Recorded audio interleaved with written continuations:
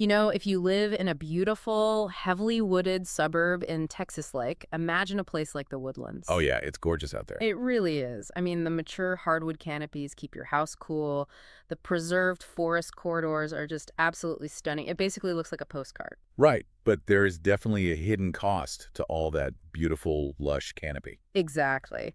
That environment is, well, it's an absolute breeding ground for millions of insects. And where there are dense insect populations, there's a very specialized, very stubborn, and highly protected predator. Looking for a nice, luxury, climate-controlled cave to sleep in. Right. And today, for this deep dive, we're looking at what happens when that cave is your attic. Which is such a fascinating collision, between human architecture and wildlife biology.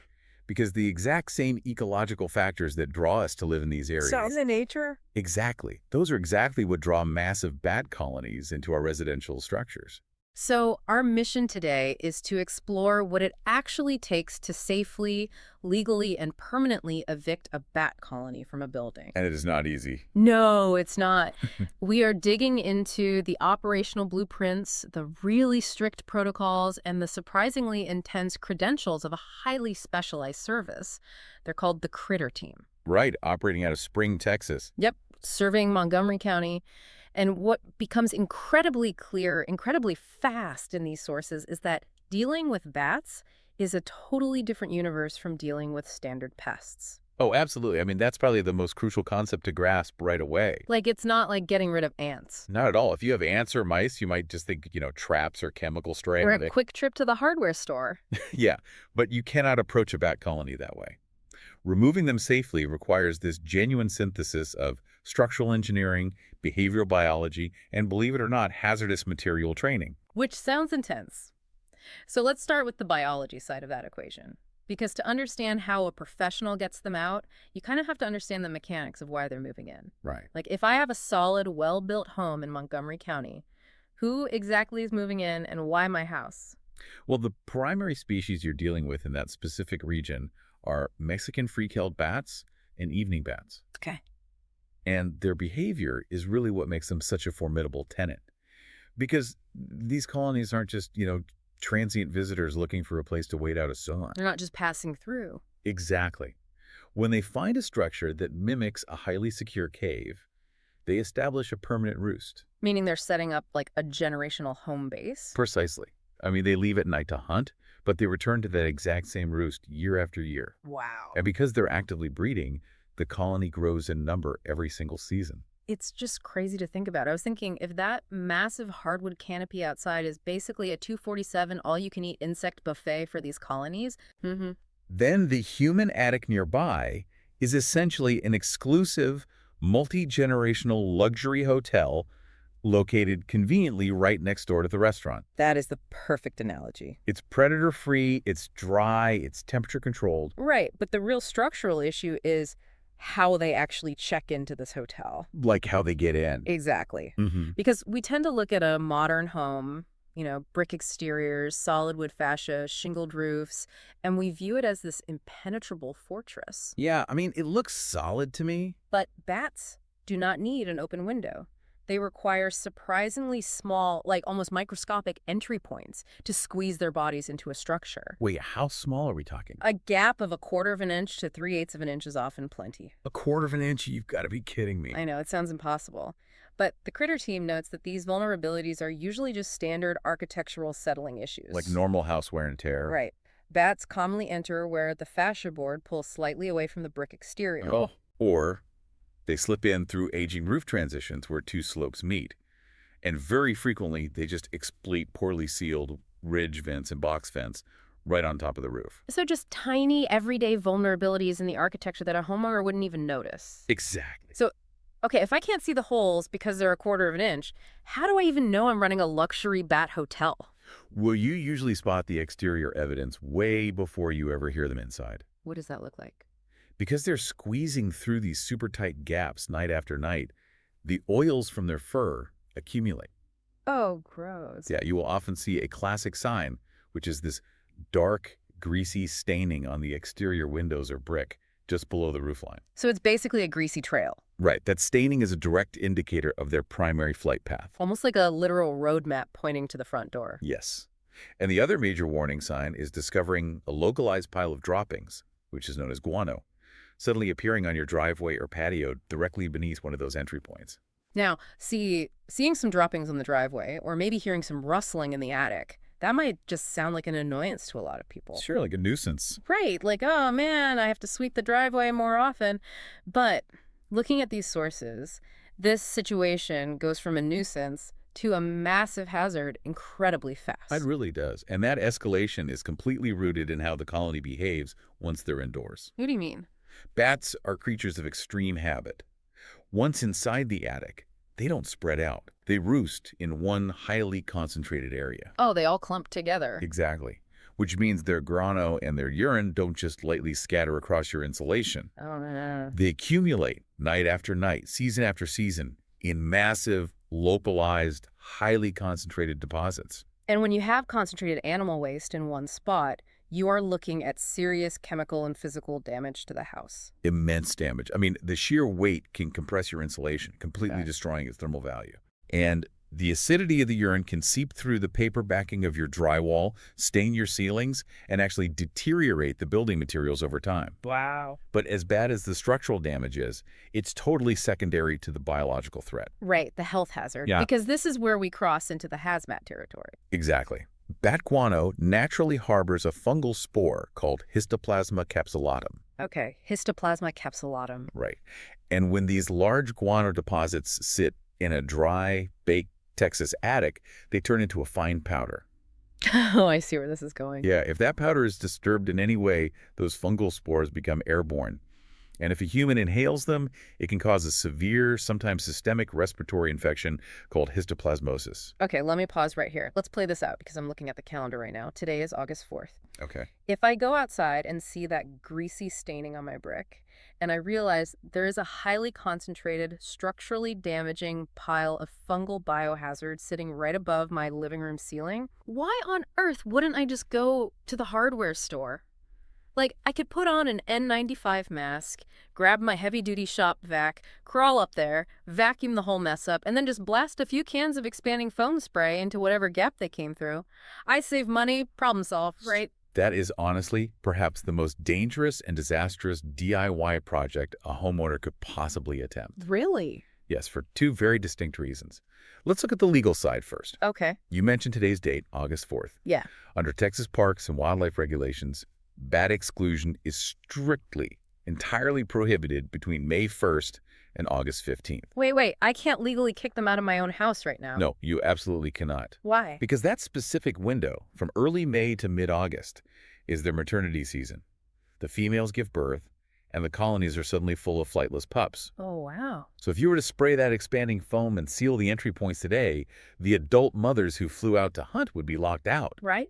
But all of those flightless babies would be trapped inside your attic. Oh, that is a literal nightmare scenario. It is. It's illegal under state wildlife guidance because they're a protected species. But beyond the law, it's just incredibly inhumane. Obviously. And practically speaking, you'd be left with a horrific secondary problem. You'd have hundreds of decaying animals trapped inside your walls and insulation. Ugh. Which creates an odor and pest issue way worse than the original problem. Exactly. Okay, so locking flightless pups in the attic is definitely off the table.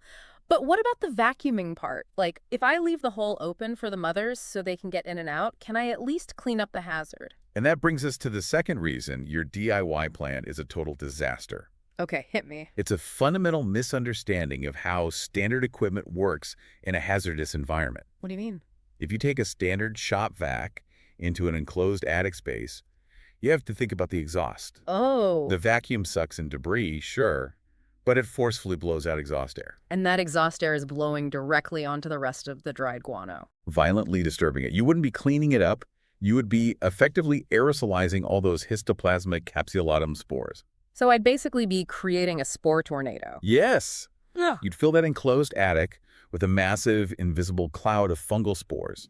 You're blowing it into your own breathable air, and even worse, you're likely pushing it straight into your HVAC system, Oh, man. distributing those spores right through the ductwork into the occupied living spaces where your family is. Hey, so my little DIY weekend project ends with me breaking state wildlife laws, trapping hundreds of animals in my roof to decay, and functionally turning my home's air conditioning into a biological weapon delivery system for a respiratory infection. That is the grim, literal reality of it, which is exactly why the source material emphasizes that this is strictly the domain of highly specialized professionals. Let's follow that thread then. If doing it myself is illegal and highly dangerous, how does someone like my Garrett, he's the owner of the critter team, how does he actually approach a building like this? Right. Let's say it's August 16th, right? The legal window is officially open, the pups can fly. How do they pull off this tactical eviction without triggering a hazmat situation? Well, the entire operation is this meticulous multi-stage process, and it begins with data collection. Okay. Mike Garrett, who is notably a veteran, he doesn't just show up and start sealing holes. He conducts a comprehensive foundation-to-roof peak inspection of the entire property. So he needs to know exactly what the battlefield looks like before engaging. Exactly. He's mapping the entire ecosystem of that house. Wow. He's examining the exterior for the tiny gaps, those greasy stains that we talked about, the guano deposits. And inside the attic spaces, he's tracking the specific trails, pinpointing the exact roosting sites, and calculating the total size of the colony. So he has to know how many bats are inside, where they sleep, and every possible door they use. Yes. Every single one. And once he has the map, they don't just grab a net, right? Like they don't handle the bats directly? No, no. Handling the animals directly adds completely unnecessary risk for both the technician and the bat. Makes sense. Instead, they use behavioral biology against the colony. How so? They install these specialized devices known as one-way exclusion tubes or doors at every active entry and exit point they've identified.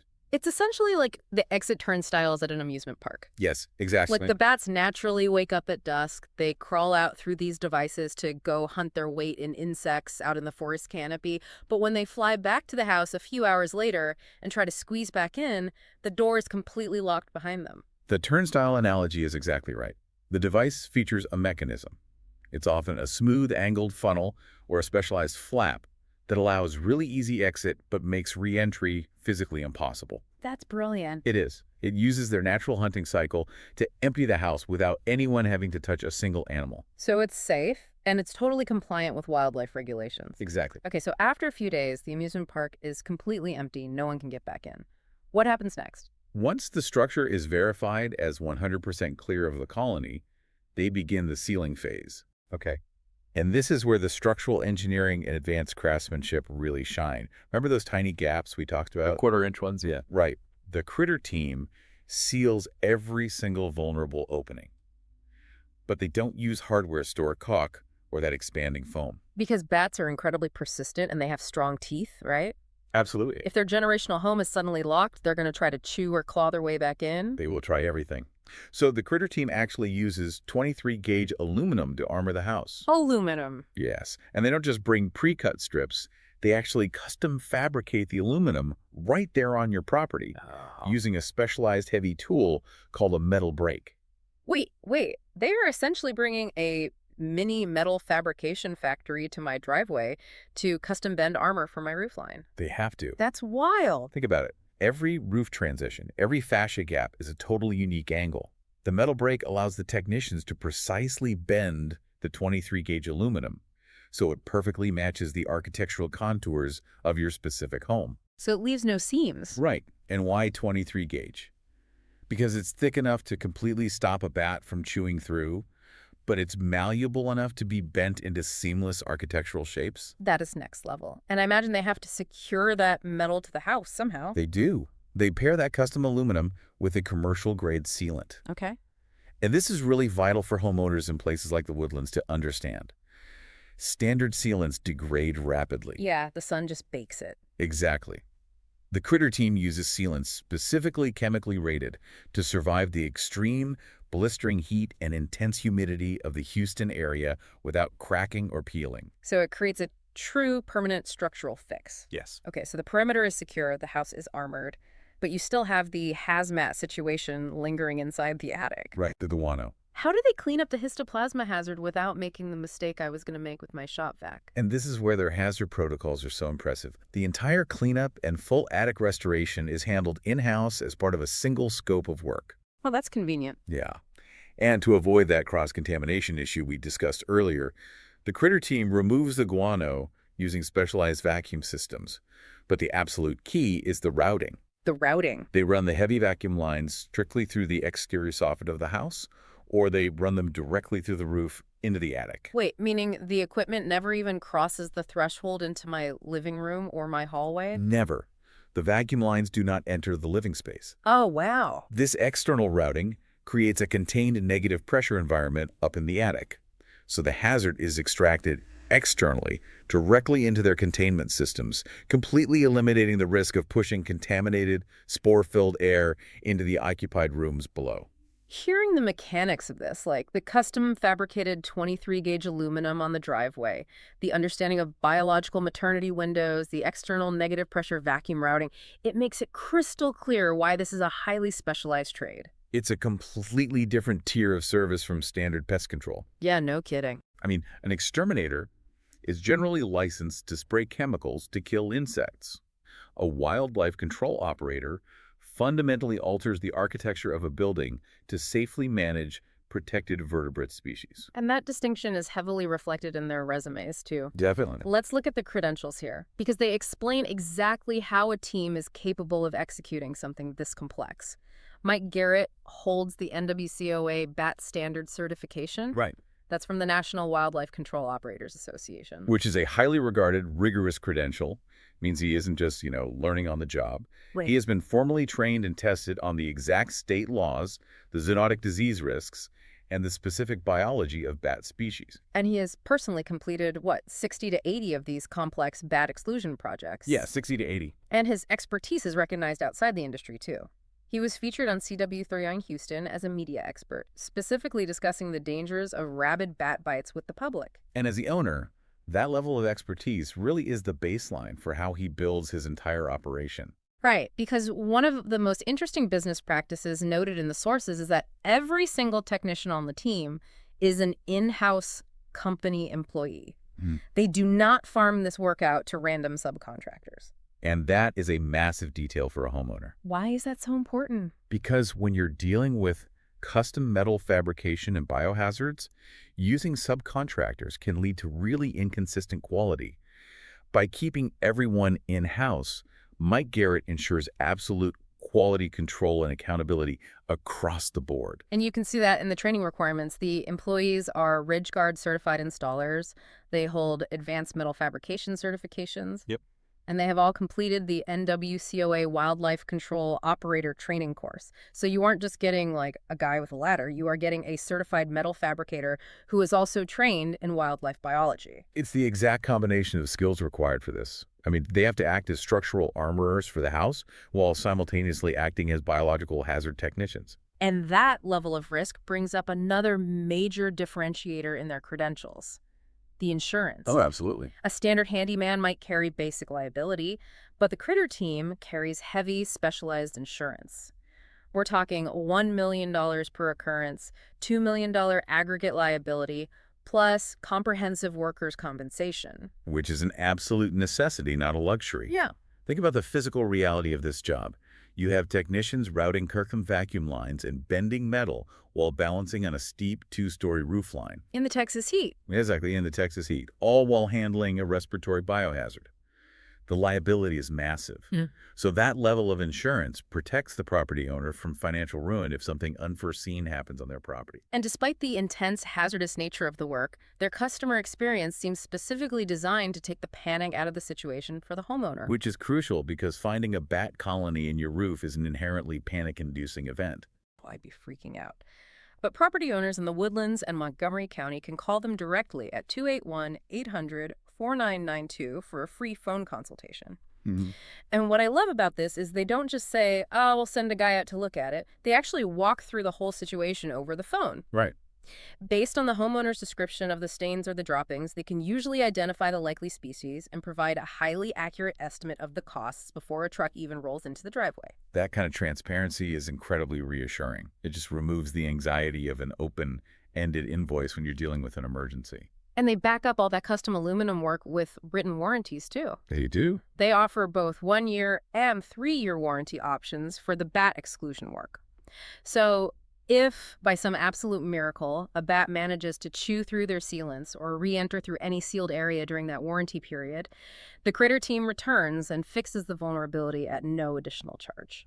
And they can offer that guarantee because they actually trust the physics of the 23-gauge aluminum and the chemical resilience of their commercial sealants. They operate 24 hours a day, 7 days a week, 365 days a year, including all holidays. Wow. Yeah. And they base all of this out of their local headquarters in Spring, Texas. Being locally headquartered is such an underappreciated asset. Definitely. It means their technicians intimately understand the specific architectural styles of the homes in Montgomery County, and they are intimately familiar with the unique environmental pressures of the Houston area ecosystem. So, to synthesize all of this for you, if you live in a picturesque forested area like the Woodlands, you have to accept a biological reality. The insect population is high, which means bats are a permanent neighbor in your local ecosystem. And if they decide that your attic is the ultimate luxury upgrade from the forest canopy, you now know this is absolutely not a DIY weekend project. Doing it yourself is basically a guaranteed recipe for violating Texas parks and wildlife regulations, destroying the integrity of your home, and risking the respiratory health of your entire family. Evicting them requires highly certified professionals. It requires a company like the Critter Team, equipped with in-house metal fabrication skills, specialized negative pressure vacuums, and a deep understanding of biological maternity windows to get them out safely and seal the house permanently. It's just a remarkable look into the invisible high-stakes intersection of urban development, structural engineering, and wildlife management. It really is. And it leaves me with one final lingering thought for you to ponder on your own. Okay. We discuss how these massive bat colonies establish permanent roosts because of the unlimited food supply, right? Right, the insects. They're consuming thousands of pounds of dense insects every single night to survive. So when a highly efficient company like the Critter Team completely locks down an attic and successfully evicts a giant multi-generational colony from a residential street, Oh, I see where you're going. how dramatically does the local mosquito and insect population suddenly spike in that specific neighborhood while those displaced bats are out searching for a new home? Wow, yeah. It's definitely something to think about next time you're enjoying a quiet evening walk under that beautiful hardwood canopy.